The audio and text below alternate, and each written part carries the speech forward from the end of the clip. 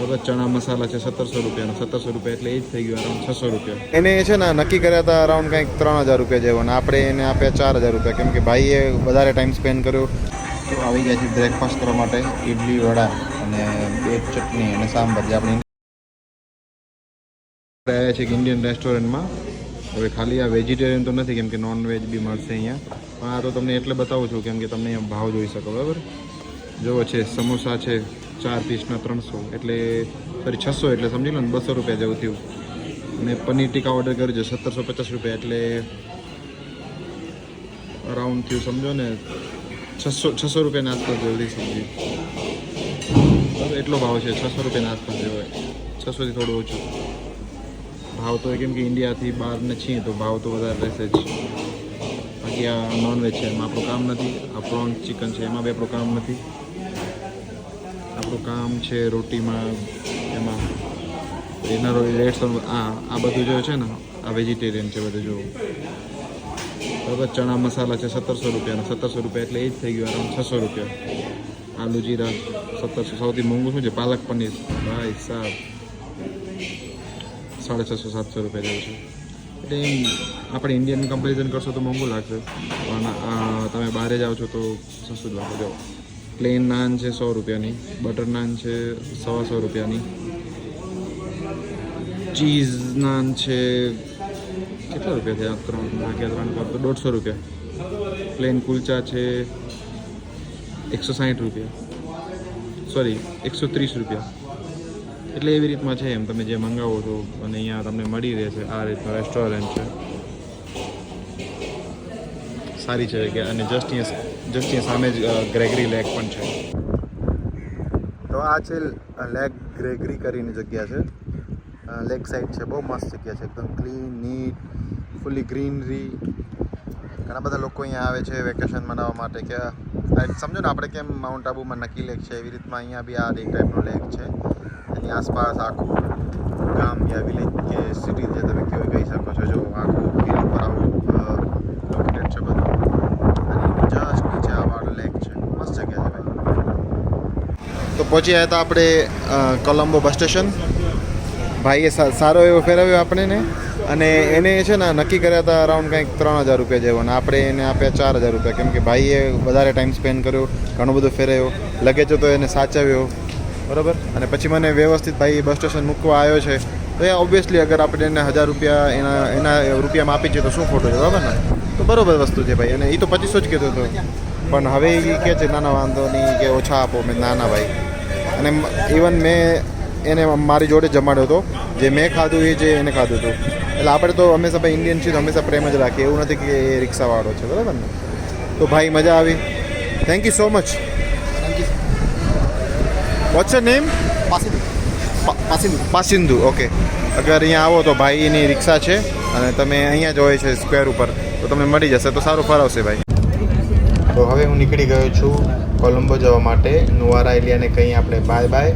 અને આપણે નુવારા એલિયાને આપણી યાદોમાં અને મોબાઈલમાં બી કેદ કર્યું છે, જે તમે અત્યારે બ્લોગ જોતા જશો. તો નુવારા એલિયા બહુ સારો એક્સપિરિયન્સ રહ્યો મારો. બહુ નેચરને ક્લોઝ છે અને એક હિલ સ્ટેશન છે. જે મને એવું હતું કે હું કમસે કમ અહીંયા 2 દિવસ રોકાઈશ, પણ મારી પાસે એટલો ટાઈમ નહોતો અને મારી ફ્લાઇટનો ડે પણ આવી ગયો. પણ આ બધી જે ખૂબસૂરતી જે છે પ્રકૃતિની, એ ક્યારેય નહીં ભૂલાય. મને હંમેશા નુવારા એલિયા યાદ રહેશે. તો બસમાંથી ઉતરી ગયા છીએ. 6 કલાક જેવી આપણે જર્ની કરીને હવે આપણે જઈ રહ્યા છીએ અમારી હોસ્ટેલ સાઈડ. હોસ્ટેલનું નામ છે lost and find hostel and cafe, જે મેઇન સિટી સેન્ટરની બાજુમાં છે. કેમ કે આજે બસ હતી ને એટલે આપણે ત્યાં જતા રહેતા જ્યાંથી આપણે ચડ્યા હતા. આજે રંગબેરંગી સૌથી કલરફુલ બિલ્ડિંગ જે તમે દેખાય છે ને, એ છે કોલંબોની સૌથી ફેમસ ટુરિસ્ટ સ્પોટ, એટલે કે લોટસ ટાવર, જેનું આપણે કાલે એક્સપ્લોર કરશું અને વિઝિટ કરશું ઉપરની રૂફ ડેસ્કમાંથી, અને જોશું કે આખું કોલંબો સિટી રૂફટોપથી કેવું લાગે છે. એટલે તમને બી આ જ વ્લોગમાં એ વિડીયો દેખાઈ જશે.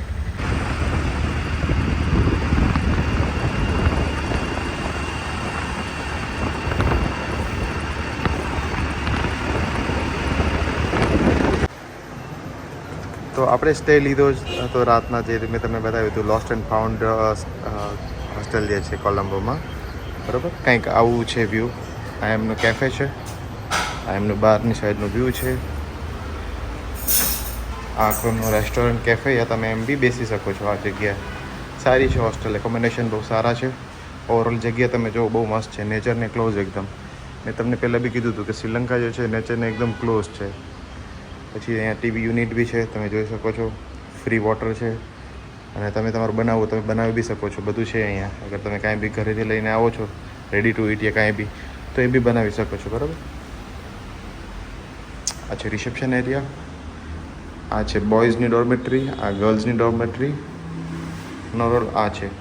તો અહીંયા ટોટલ આપણને પડ્યા 3000 શ્રીલંકન રૂપીઝ, એટલે એપ્રોક્સ સમજો ને 1000 રૂપિયા ઇન્ડિયન રૂપીઝમાં. બરાબર. અને બોયઝની ડોર્મેટરી કંઈક આવી લાગે છે, અંધારો છે. તો આપણી હોસ્ટેલ છે, તમે જોઈ શકો છો. અહીંયા એકદમ બધાને પ્રાઇવેટ બેડ જેવું છે. આમ તો છે ડોર્મેટરી, પણ ડોર્મેટરીમાં બી પ્રાઇવેટ તમને પડદા આપી દીધા છે, એટલે પ્રાઇવેસી માટે. આની ઉપર એક બેડશીટ આવી જશે, એક ઓઢવાની બેડશીટ આવી જશે. ટોવલ પણ આ લોકો આપે છે અને શેમ્પૂ પણ આ લોકો આપે છે. તો 1000 રૂપિયામાં કાંઈ ખોટું નથી. બરાબર. બાકી તમારે આયરન કરવી હોય તમે આયરન કરી શકો છો. અને આ વોશરૂમ છે. તો 1000 રૂપિયામાં તમે 24 કલાક ત્યાં રહેવા માટે જે બજેટ પ્લાન કરતા હોય, બજેટ ટ્રીપ પ્લાન કરવી હોય તો હોસ્ટેલમાં જ રોકાવું જોઈએ. હોટલના સેમ જગ્યાના એક દિવસનો રેન્ટ મિનિમમ આખા શ્રીલંકામાં 2000થી ચાલુ થાય છે. અને પછી ઉપરમાં તો તમે જેવું 5 સ્ટાર 3 સ્ટાર 4 સ્ટાર જે તમે હોટલ લેવો એ હિસાબમાં થાય.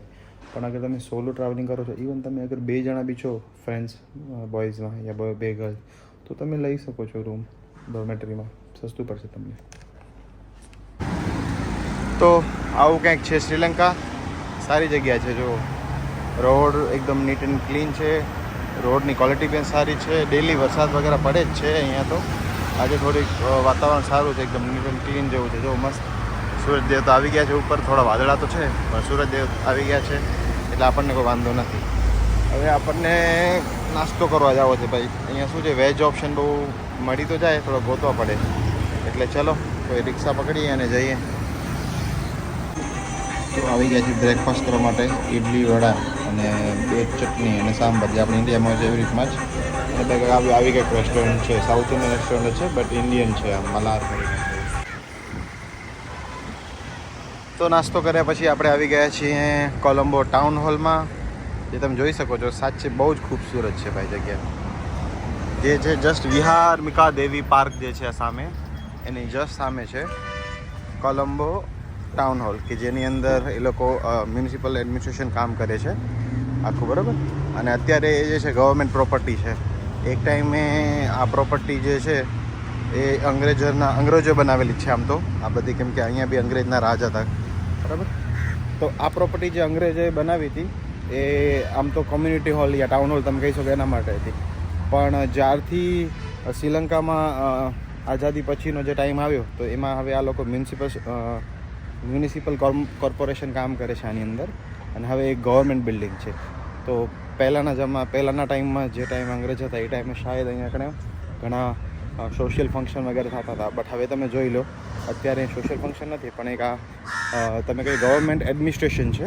આવી રીતનું છે. જો મસ્ત છે જગ્યા ભાઈ. અગર હું તમે ઝૂમ કરીને બતાવું ને તો જો આ ડોમ જોઈ લો, કેટલું મોટું ડોમ છે.